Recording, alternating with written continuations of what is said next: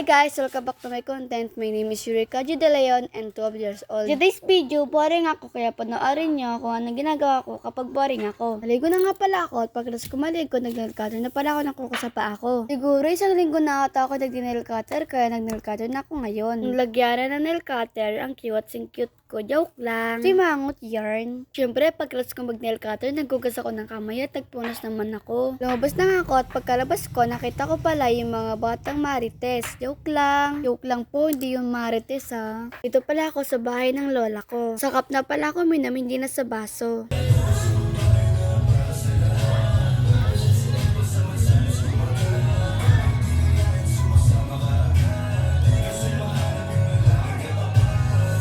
Narinig nga ako nakanta kaya piniling ko, nagtitiktok ako. Pumili nga ako ng 4-5 ng chicheria. Nangiti ko pala dito yung kapatid ko pero para napipilitan pa. Isa nga lang pala yung binigay ko sa kapatid ko ng chicheria kasi nakakain na siya kanina. Kung nga dito kumakain tapos kanta na kanta kasi naririnig ko pa yung kanta. Sayaw din ang sayaw. Yan talaga pag boring ko ano-ano pinagagawa sa sarili. Gabos ko lang chicheria, syempre uminom din ako ng tubig. Ang kapatid ko nagkasalpon pa din.